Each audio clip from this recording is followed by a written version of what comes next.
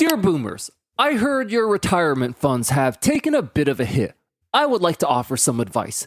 Pull yourself up by your bootstraps. Hard work pays off. Stop buying so much avocado toast and fancy lattes. Get an entry-level job to get your foot in the door. Walk into some stores and hand them your resume. Live within your means. Cut out the fancy stuff. Save every penny, put it into a savings account, and watch it grow. Quit wasting money on all those subscription services. Just walk into your boss's office and ask for a raise. Pack a lunch. You don't need to eat out. Put $20 in a jar. You'll be surprised how fast it adds up. Hope this helps. Boomers are an incredibly selfish and narcissistic generation. We all know this. They clearly don't care about anyone besides themselves, so if even they're complaining now, it's undeniable that things are bad. And we're starting to see the sentiment start to gradually trickle in that everyone is finally starting to see that Gen Z and Millennials were right all along about how BS this economy and this whole system has been.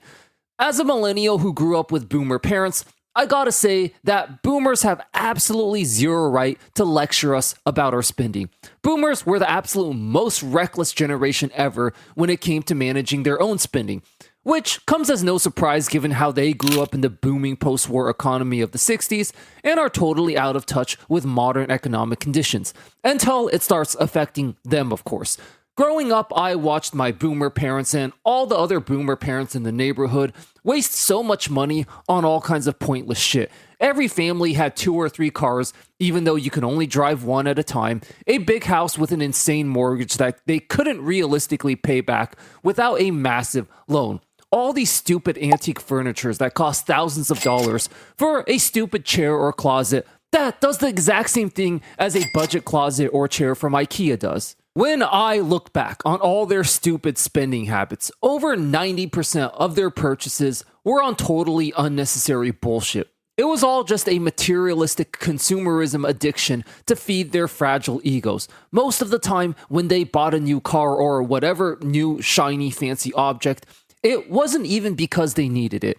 It was because a neighbor or one of their friends just got a new car or some shiny new object, and as such, they felt the pressure to do so as well, purely out of stupid high school ego. Now, this sounds like it's just stupid, silly high school fun and games, and for a long time, it was, until one day when it wasn't anymore. Since boomers had such big egos and such horrible spending habits, they all had to take out massive loans to mortgage a house they knew they couldn't afford and didn't even need, just for the sake of satisfying their narcissist, consumerist egos. You know that quote from Fight Club? We spend money we don't have to buy stuff we don't need, to impress people we don't even like. That sums up boomer financial habits in a nutshell. And again, it's all fun and games until it leads to a global economic crash that ruins everything for future generations.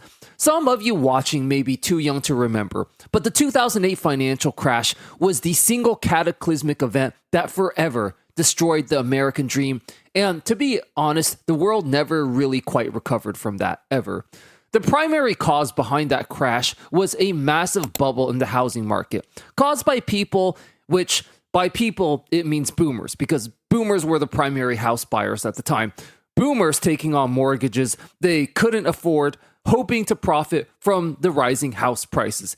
It's really rich, no pun intended, that the generation whose reckless spending habits literally spurred the worst economic crash since the Great Depression has the sheer hubris to lecture us about, avocado toast, subscriptions, Netflix. Hey guys, real quick, you may have noticed we're getting very close to 10,000 subscribers now. So if you're new here and enjoying this content, definitely consider subscribing and helping us get closer to this magic number.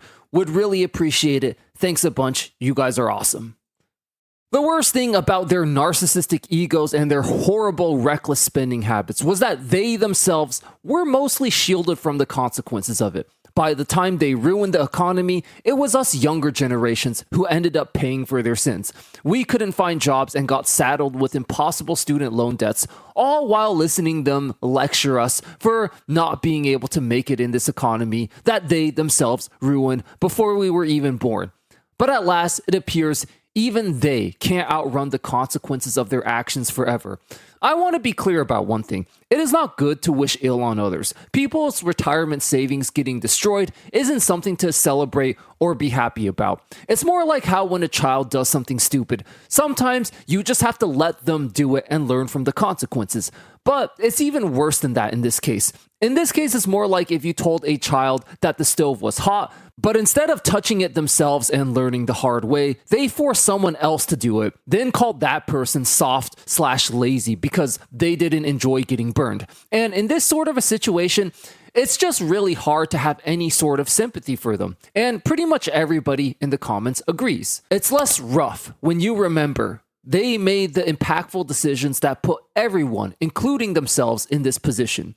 This is not to say every boomer ruined the economy and is selfish, but enough of them are. If they didn't have the power to make the decisions, they talked and they thought about it. Word spreads, and that has influence. Just like being the one who is making the decisions. Yes, boomers are not the only ones making the decisions, but by a long shot, they are the majority. Yeah, I feel no pity for the people that have been lecturing that anyone can buy a house and have a well-paying job if they work hard enough while holding 2 or 3 properties, leaving us with a housing market crisis, having shipped all the well-paying jobs abroad after they retired because it increased their pension's value. For every dollar it's costing the boomers, it's going to cost you the same. Only they have to lose. What are you going to do? Yeah, but they're new poor. We're old poor.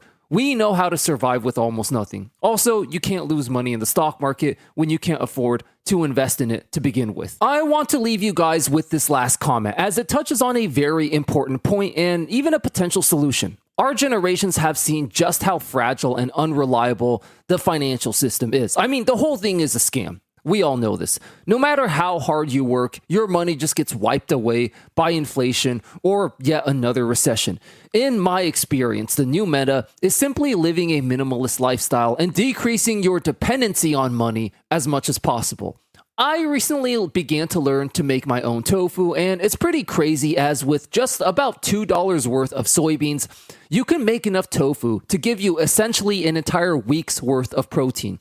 This has honestly given me more financial peace of mind than any job, investment, or even this YouTube channel has. Because you see, you can work hard and save money for years, only to see the value of your hard-earned money cut in half because of inflation. You can spend all this time researching and trying to pick the best investments. And you might get lucky, but even if you do, you can do all that only to see the government vanquish it with a simple snap of a finger.